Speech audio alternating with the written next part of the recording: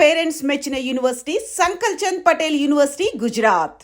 రాజను చెప్పేది మీ నాన్నగారు స్మగ్లర్స్ ముఠాకు సంబంధించిన వారా? అవును సీత, ఈ విషయం నాకు తెలియకుండా నా ప్రాణం పోయినా బాగుండేది. నాది గొప్ప పుట్టుకని, నా తండ్రి ఒక గొప్ప వ్యక్తి అని గౌరవంగా తలెత్తుకు తిరిగిన నేను ఈ నిజం లోకానికి తెలిస్తే తల వంపులు కావాలి లేదా తల వంచుకు చావాలి. బాధపడకు రాజా. సీత,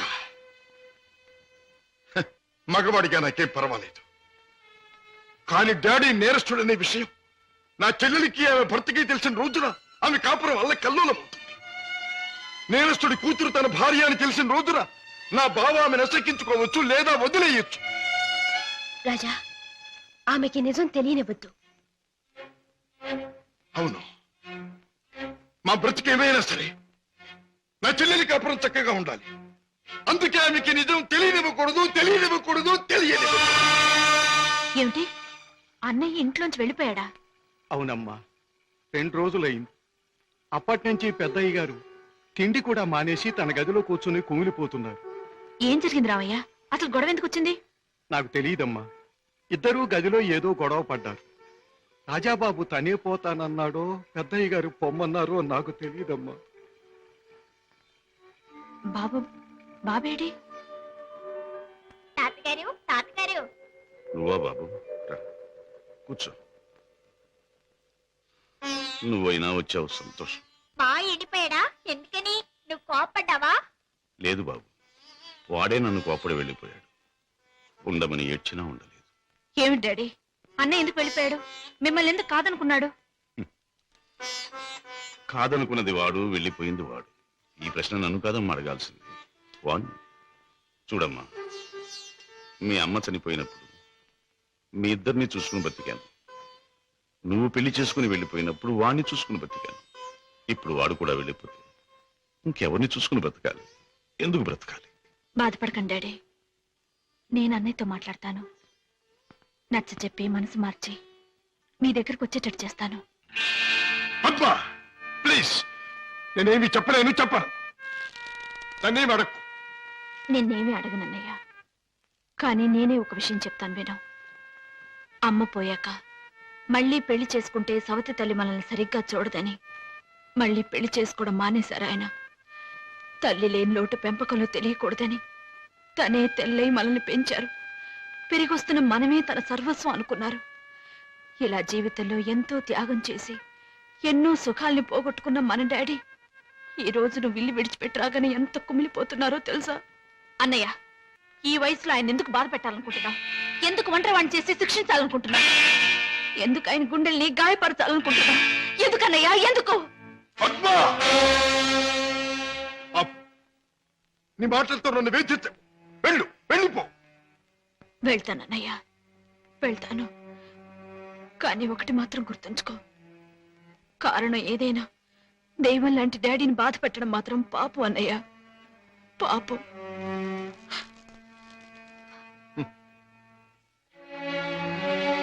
చెల్లెమ్మ, నన్ను పాపి అన్నా, నేను చేసింది తప్పు అన్నావు. అయినా మరేం పర్వాలేదు.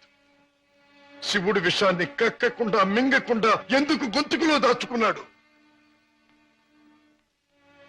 అది మాత్రం గుర్తుంచుకో. వెళ్ళమ్మా, వెళ్ళు. అవును డాడీ, ఎంత అడిగినా వెళ్ళిపోవడానికి కారణం మాత్రం అన్నయ్య చెప్పలేదు. కానీ ఎట్టి పరిస్థితుల్లోనూ ఇక్కడికి రానని ఖచ్చితంగా చెప్పేశాడు.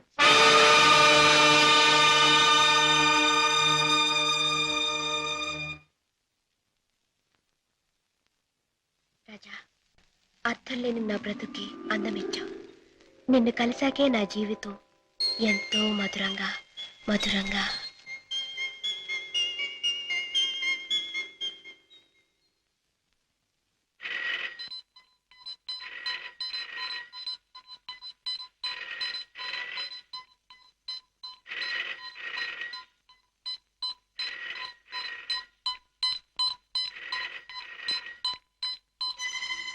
హలో,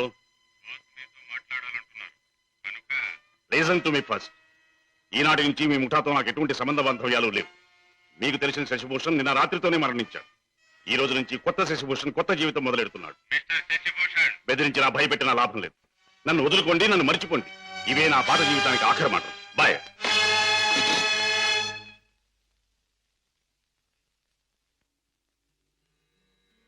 రామయ్య, అయ్యగారు, ఆ వెలుగు చూసావా రామయ్య? అది రోజు ఉదయించే సూర్యుడు వెలుగు కాదయ్య. నా చీకటి బ్రతుకులో మొదటిసారిగా ఉదయించిన సూర్యుడు. ఆ వెలుగులో కొత్త అందాలతో నా కొత్త జీవితం ప్రారంభమవుతుంది. రామయ్య, నాకు సహాయం చేయాలి. ఏమిటి అయ్యగారు? నాకు ఈ రోజు నీ బట్టల జత ఒకటి కావాలి. అయ్యగారు, ఆశ్చర్యపోకు, నిజంగానే. ఆస్తి అంతస్తు ఏదీ ప్రదర్శించని అతి మామూలు దుస్తులు కావాలి నాకు. నా సంపాదనతో కొన్నది ఏదీ నా దగ్గర ఉండకూడదని నా కొడుకు చెప్పాడు. అందుకే నీ దుస్తులు నాకు అవి ధరించి అతి సామాన్యమైన మనిషిగా నా కొడుకు దగ్గర పెడతాను. అలాగే అయ్యగారు.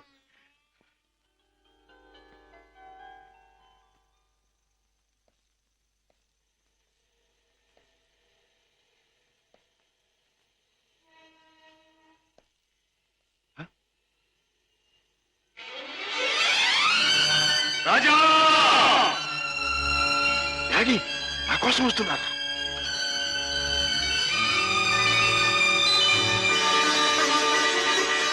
డాడీ! రాజా!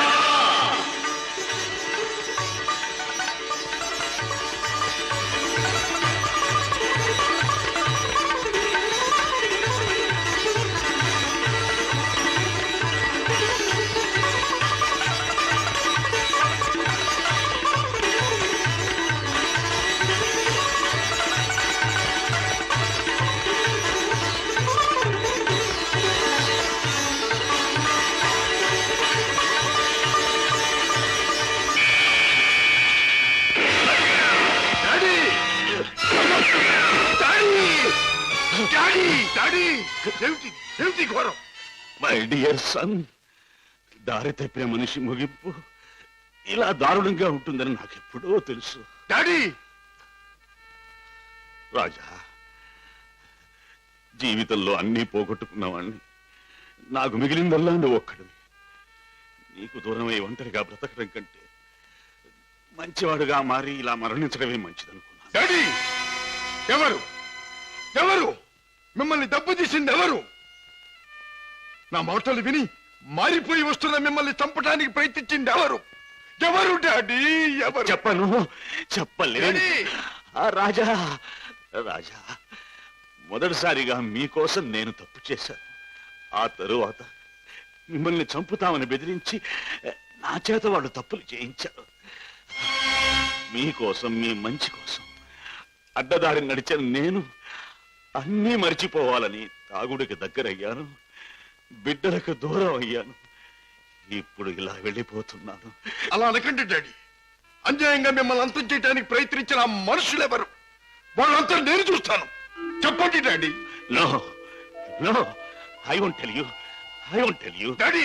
రాజా, సుఖంగా బ్రతకవలసిన నువ్వు ఆ రాక్షసుల జోలికి పోయి ప్రమాదం తెచ్చుకోవటం నేను సహించలేను. రాజా, డాడీ! రాజా, నిండు మనసుతో ప్రేమించే కన్న కొడుకు చేతిలో కన్ను మూయటం కంటే నాకు వేరే అదృష్టం ఏం కావాలి? డాడీ! ఏం కావాలి? Daddy! Good bye my son. Daddy!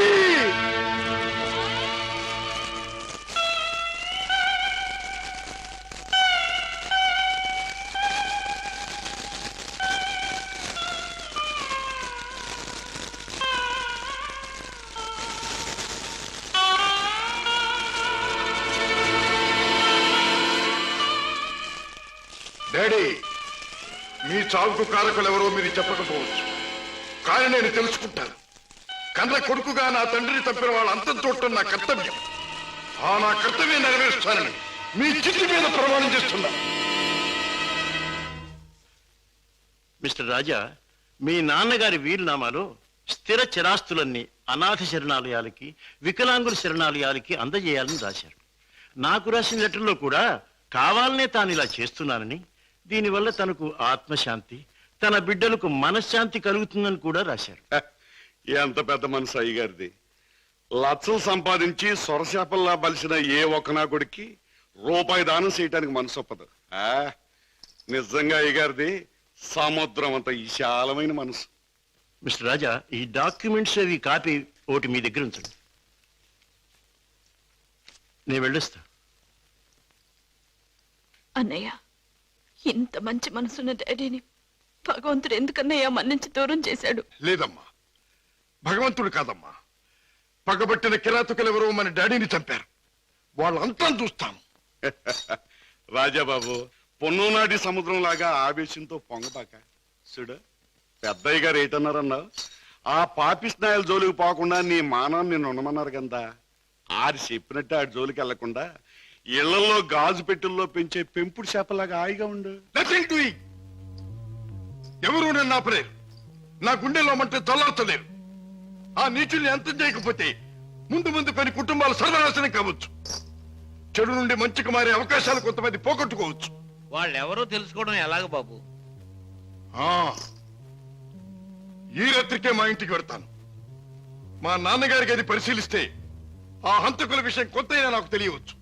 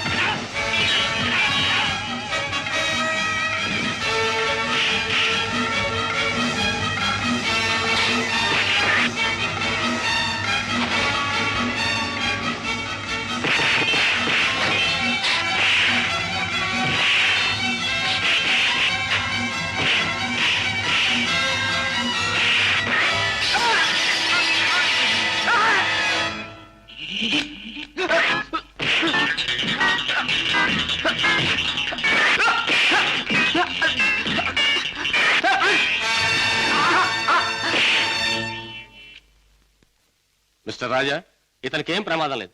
రేపు ఉదయానికి కళ్ళు తెరిచి మాట్లాడగలిగే స్థితిలో ఉంటాడు. Thank you doctor.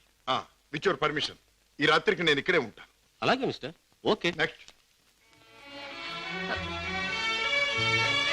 అన్నయ్య, ఏం జరిగిందన్నయ్య? ఇక్కడి నుంచి ఫోన్ రాగానే నీకే ప్రమాదం జరిగిందోనే నేను కంగారు పడ్డాను. మరేం పర్వాలేదమ్మా. డాడీ చావు కారకులెవరో తెలుసుకుందామని మన ఇంటికి వెళ్లే ఆధారాల కోసం వెతుకుతున్నాను. ఇంతలో హఠాత్తుగా ఇద్దరు రౌడీలు నా మీద పడి చంపడానికి ప్రయత్నించారు. పాపం, వాళ్ళ కోరిక తీరలేదు. బావా, మీరు ఆ ముఠా విషయం మర్చిపోతే మంచిదేమో. వాళ్ళని పట్టుకునే ప్రయత్నంలో మీకు ఏదైనా ప్రమాదం జరిగితే? కిషోర్, వాళ్ళు బయటపడే సమయం దగ్గర పడింది. అదిగో ఆ మంచం మీద స్పృహ లేకుండా పడి ఉన్నాడే, ఆ వ్యక్తి ఆ ముఠాకి చెందినవాడు. రేపు ఉదయానికి కళ్ళు తెరుస్తాడు. వాడి ముఠా వివరాలు హరికథ చెప్పినట్టు చెప్తాడు. ఏదేమైనా ఇక ముందు ఆ గొడవలకి వెళ్ళకన్నయ్య. పిచ్చి తల్లి, కంగారు పడకమ్మా, వెళ్ళిరా. వస్తాం బావా. నాతో ఎప్పుడు ఏ అవసరం వచ్చినా ఫోన్ చేయి. Thank you. చలో మేనల్లుడు, చలో. టాటా మావయ్య. టాటా. వస్తానయ్య. అలాగే. ఇవాళ చెప్పిన పని నమ్మకంగాను చాకచక్యంగాను చేసుకొచ్చినందుకు ప్రతిఫలం అందుకోండి. జగ్గు, ఖాన్, జానీ, హలో కిషోర్, నువ్వు కూడా డబ్బు అందుకోవడానికి తగిన వార్తలు ఏమైనా పట్టుకొచ్చావా? నేను చెప్పే కబురు ఎంత విలువైనదో నువ్వే నిర్ణయించుకో బాస్. మా బావ చేత పట్టుబడ్డ బహదూర్ స్పృహ లేకుండా ఆసుపత్రిలో పడున్నాడు. రేపు వాడికి స్పృహ రాగానే బలవంతాన వాడి చేత మన రహస్యం అంతా రాబట్టుకోవాలనుకుంటున్నాడు మా బావ. గుడ్ గుడ్, చాలా ముఖ్యమైన వార్త తెచ్చాం. అందుకో ఈ డబ్బు. కిషోర్, పట్టుబడ్డ ఆ పరమాత్ముడు కళ్ళు తెరిస్తే నీ బావ బెదిరించడం ఖాయం.